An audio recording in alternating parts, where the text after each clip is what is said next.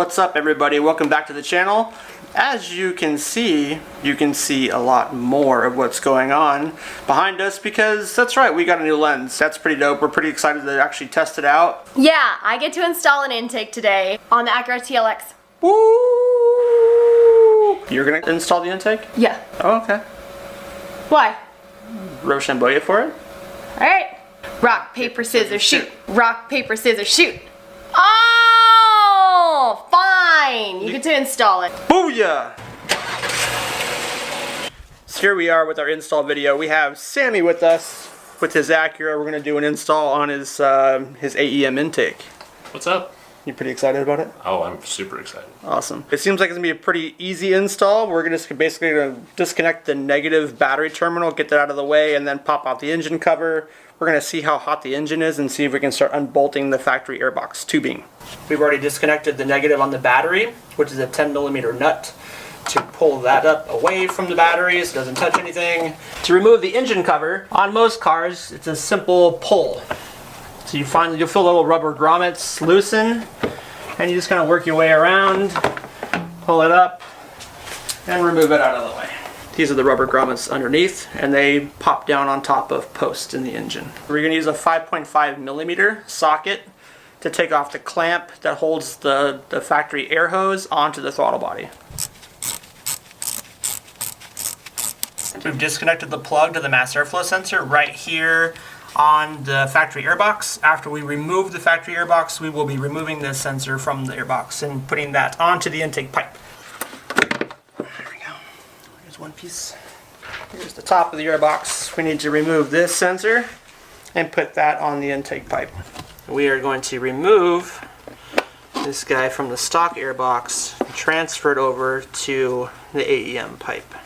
So to remove the bottom of the airbox, you need your 10mm that you use to disconnect the negative on the battery to take out that bolt. Once you remove the top of the factory airbox with these little clamps here, you unclamp them, pull that off, disconnect it from the factory air hose, remove the actual flat paneled air filter. You will expose these bolts right here that hold the bottom of the airbox onto the car. I've come to discover that there is a hidden 10mm bolt right behind the battery, in between the battery and the airbox. You have about a gap about that big right down here. So you'll need an extension with your handy 10mm socket, and you will lefty-loosey this thing off. Look at all the room we have now. And we're giving Sammy some weight reduction on his Acura. Half a pound. Next step, removing the resonator. In order to do this, we have to jack up the car, remove the driver's side wheel, get into the wheel well liner, peel that back so that you can find the bladder, and remove the resonator. Very well said. Thank you. So here in the wheel well, at the bottom of the splash guard, you're going to find 3 of these 10mm bolts that hold on the splash guard to the bottom of the bumper. So you're going to remove those, and then you're going to have a series of these lovely black plastic clips that all Japanese cars like to put in their wheel wells. They put 1,000,000 of them in there, and you have to gently pry them with a flathead screwdriver, and if you don't gently pry them, they snap very easily. They're very brittle. There's one more bolt that holds it in on the side, and it's like right behind the bumper right here. And then once you get the bolt out, you reach in there and you just give it a nice tug to separate it from the rest of the bladder. And once you separate it, you can finesse it out in pieces. So there are actually 2 bolts inside the wheel well. You have one right behind the bumper right here, then you have another one on the front side of the airbox resonator, and you need a nice big attachment extension to kind of reach your arm in and around, so you can kind of feel around in the dark a little bit and then find the bolt and then loosen that one up. Once you figure that out and get that bolt out, then you can remove the rest of this bladder.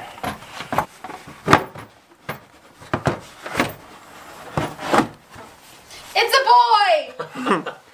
Congratulations, it's a box. Thank you. Now we're in the process of reinstalling the intake pipe. We've removed the little pinch clamp off of the breather hose that connects to the factory intake pipe, which allowed us to take the intake pipe off of the throttle body. So as you can see, everything is now removed. And I've now used the supplied pipe that came with the AEM intake and the supplied pinch clamp. So I've attached the supplied hose that came with the AEM cold air intake, and I've adjusted the pinch clamp right here by using some pliers to squeeze these two prongs and slide the clamp onto the edge of the hose. That way it's securely on there. Now I'm going to attempt to fasten the cold air pipe to the throttle body. We're going to lightly tighten this little hose clamp onto the throttle body just so it can support the weight of the pipe. I'm positioning the intake pipe to the mounting hole in the chassis. So here we are, part 2. It's daylight, as you can see. We ran into a problem with installing the aftermarket intake. This intake requires a well nut that goes into the frame of the car, and then a bolt goes into that well nut hole. Once you have that, then you can actually affix the intake pipe to the bracket and then complete the install. Here we go. Let's check it out.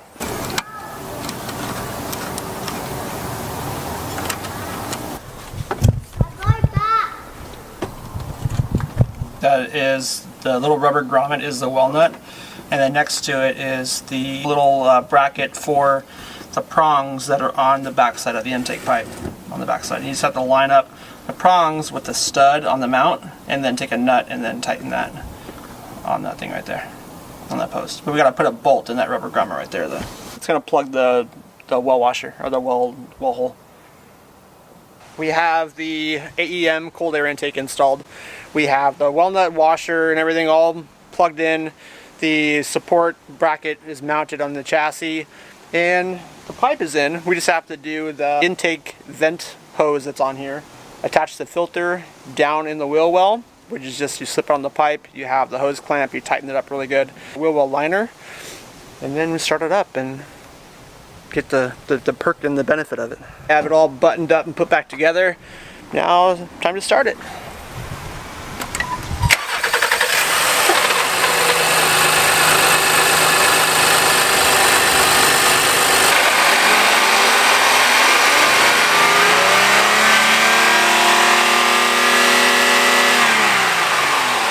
And there you have it, folks. AEM cold air intake install. Thanks for watching. Peace out. Keep it clean and have fun modding, guys.